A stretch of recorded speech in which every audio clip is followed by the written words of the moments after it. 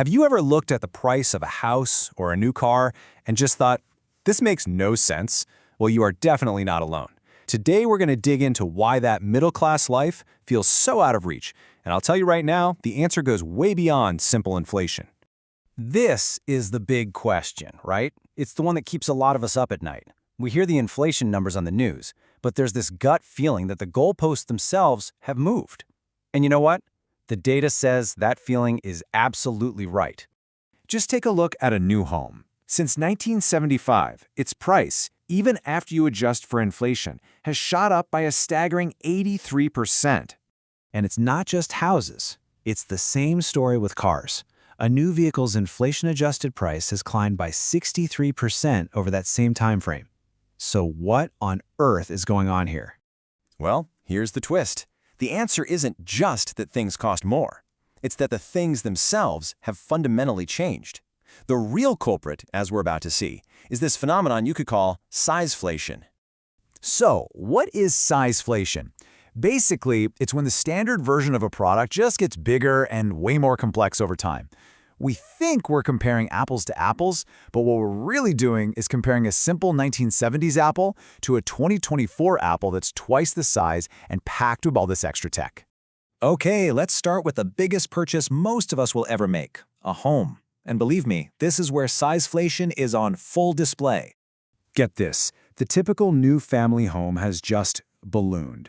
It's gone from around 1,600 square feet back in 1975 to 2,400 square feet today. That's a 46% increase in size. We're just living in much, much bigger houses. All right, let's do a little time travel. If you take the median price of a home in 1975 and just adjust it for inflation, nothing else, it would cost about $229,000 today, okay? Keep that number in your head. That's our baseline. And this leads us to the crucial question. What if we asked a builder today, hey, can you build me a brand new, modern home, but build it at that smaller 1975 era size? You know, around 1,600 square feet. What would that cost? The answer is pretty wild. The cost would be almost identical to that inflation-adjusted price from 1975. This is the real kicker. The price per square foot has barely budged. The massive price increase we all feel comes almost entirely from the extra size. So let's break down today's median home price of $420,000. About $229,000 of that is just the baseline 1975 cost. But a massive $105,000 is purely the cost of all that extra square footage. That means size alone accounts for about 60% of the real price increase. And look, that extra space doesn't come for free, right? It demands more of literally everything. A larger home often needs a second HVAC unit. That's another $10,000 right there. It usually means an extra bathroom, which means 25% more plumbing. And of course, it means more of every single raw material, more lumber, more wiring, more everything. So, to recap the housing story, the standard home is 46% bigger, and that's the main driver behind that 83% real price increase. Now let's see if this exact same pattern holds true for our cars. You're not going to believe it, but we see the exact same thing happening with what we drive. The very definition of a family vehicle has completely transformed. Think about it. In the 70s, the classic family car was the station wagon, which people often called tin cans on wheels. Today, what do we drive? The SUV, a vehicle that's built less like a can and more like a fortress, just packed with steel and technology. And you can literally see this shift on a scale. The average vehicle today is over 300 pounds heavier than its 1975 counterpart, and that's mostly because we've all moved from lighter cars to heavier SUVs and trucks. So where's all that extra weight coming from? Well, it's a huge increase in material complexity.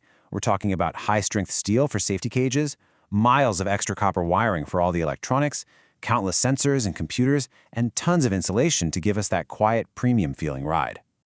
So let's put it all together for vehicles. The average curb weight is up 8%, and that contributes to a 63% real increase in price.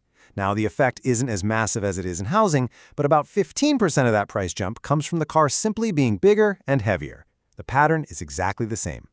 So, what does this all mean? Well, it means the very definition of a normal, middle-class life has been supersized. And of course, that comes with a supersized price tag.